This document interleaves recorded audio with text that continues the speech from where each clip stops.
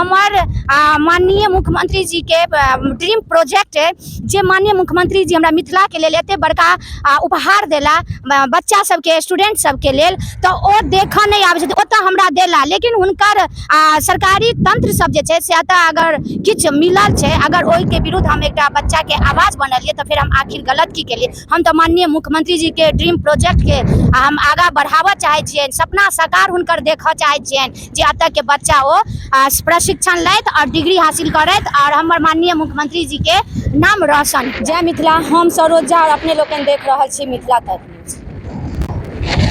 हम अखन चित्रकला संस्था के सामने रोड के एहि साइड छी, चूँकि आई हम ए रोड के साइड में आबि के एकटा न्यूज बना रहल छी, एहि कि शनि दिन एतऽ से हमरा बच्चा के बार बार फोन जाइए जे बच्चा किछ कहि रहल छथिन, आरोप लगा रहल छथिन, तो हम ओहि बच्चा के बात सुनै ले आबै छी। एहि कि एकटा हम रिस्पॉन्स समाज के लेल उठा लेने छी, तो ओ अपन जिम्मेवारी के निर्वहन करे के लेल हम आबै छी। चूँकि किछ DPRO सर के द्वारा यानी प्रशासन के द्वारा बालेंदु पांडे जे चित्रकला संस्थान के उपनिदेशक छथि वो आरोप लगेलथि है, आरोप लागल है जे अनुशासनहीनता आ भ्रमित न्यूज के जे ई गलत है, एहि के हम खंडन कर एलहुँ हैं समझ दर्शक लंग जे हमरा पर जे ई आरोप लागल है से ई गलत आरोप लागल है। अनुशासनहीनता के प्रथम बात करब जे देख सकै छियै जे एतऽ गार्ड सब बैसल छथिन, प्रशासनिक सुरक्षा छै, एकर एंट्री करबै तऽ अहाँके बिना परमिशन के नहीं जाय देता। और चूँकि हम ओहि दिन एलहुँ और हम एलथि हमहूँ परमिशन जे अहाँ सब स्क्रीन पर देखबै जे हमर परमिशन के फोटोकॉपी देखा रहल है, जे ओतऽ डायरी मेंशन करऽ पड़ै छै, ओहिमे तऽ हम नाम लिखै छी, नंबर लिखै छी, कते बजे टाइमिंग एंट्री छै ओ हम एंट्री टाइम लिखै छी। आफ्टर देन हम अंदर जाइ छी, पर्पस लिखै छी जे कोन पर्पस जा रहल छी, तऽ देखैत हेबै स्क्रीन पर पर्पस न्यूज लिखल अछि। फिर हम एतऽ निकलै छी, ओ मेन गेट खोलै छथि और हम स्कूटी अपन अंदर लऽ जाइ छी।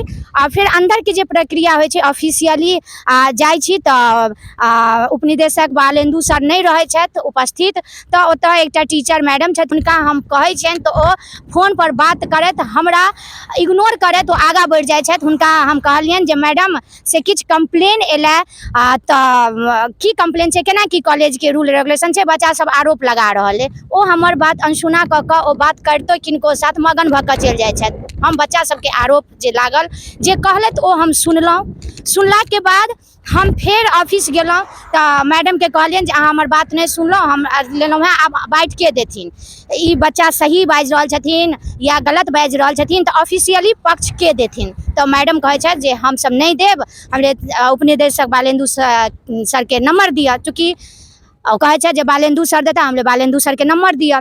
तो फिर वो हमरा ऑफिस लऽ जाइ छथि, ओतऽ रूपा नाम के एकटा मैडम रहै छथि, ओ हमरा नंबर दै छथि और हम 3 बजे नेट 3:03 पर हम हुनका ये चित्रकला संस्थान से फोन करै छियनि, ओ हमर फोन रिसीव नहीं करै छथि। ओकर बाद फिर हम ओतऽ से निकलै छी, फिर निकलि कऽ ओ हमरा गेट खोलै छथि।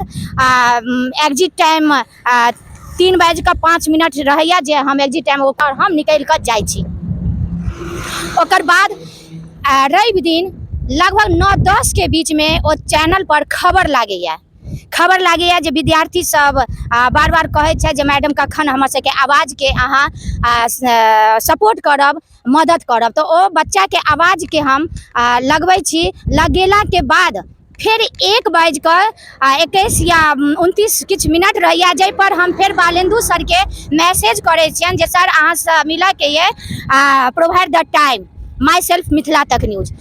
ओ हमरा रिप्लाई नहीं करे छथि। ओ 3 बजे फिर हमरा प्रशासनिक फोन आबैया जे ओ न्यूज के डिलीट कऽ देबऽ के लेल, जे हम हुनकर एक्सेप्ट नहीं करे छियनि, जे नहीं हम दोसर पक्ष के हम फोन केलियनि हैं, मैसेज केलियनि हैं, हमरा से कॉन्टेक्ट नहीं केलथि है, हमरा इग्नोर केलथि है, तो हम तो कहि रहल छियनि जे दोसर पक्ष जे बयान देथिन हुनका से हम कॉन्टेक्ट कऽ रहल छी, ओ हमरा इग्नोर कऽ रहल छथि। हम तो नहीं कहि रहल छियनि जे दोसर पक्ष के हम बयान नहीं लेब। अखनो हमर अगर हमरा दोसर पक्ष बजेता जे हमरा ऊपर कार्रवाई के एकटा सूचना दऽ देलथि है, आगाह कऽ देलथि है, नोटिस भेजलथि है, ओकर बावजूदो हम कहै छियनि जे दोसर पक्ष हमरा बजावत, हम हुनकर पक्ष किया नहीं देबनि, हम थोड़ी ना बच्चा की आरोप लगे ओहि पर हम थोड़ी ना सिमट जेबै।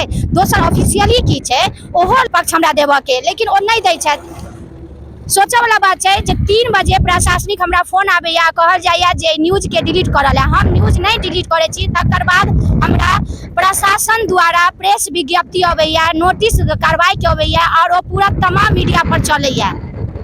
हम प्रशासन से पूछा चाहे छी जे हम गलत कतऽ छी। हमरा हुनका से शिकायत है जे हम गलत छी। अहाँ जे अनुशासनहीनता भ्रमित न्यूज कह रहल छी, हम भ्रमित न्यूज नहीं लगेलहुँ है। संस्थान के बच्चा के आरोप अहाँ के समक्ष दऽ रहल छी जे कॉलेज के संस्था के जो निदेशक छथि ओ कॉल नहीं उठा रहल छथि, मैसेज रिप्लाई नहीं दऽ रहल छथि, हमरा फोन कऽ के बजा नहीं रहल छथि, या हुनका किछु कहऽ के छनि ओ हमरा से कॉन्टेक्ट नहीं कऽ रहल छथि। चूँकि नेक्स्ट डे काल्हि रवि रहे तो हम सोचलहुँ आइ संडे छै तो हम डीएम सर लग मंडे के हम जायब। जे हमर मंडे इंतजार नहीं भेल।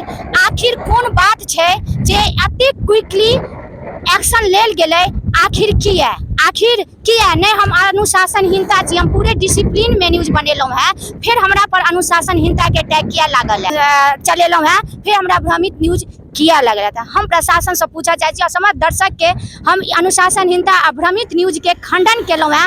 अब समस्त दर्शक से हम कह चाहे छी अहूँ सब हमरा रिप्लाई करू, वीडियो के ज़्यादा से ज़्यादा शेयर करू।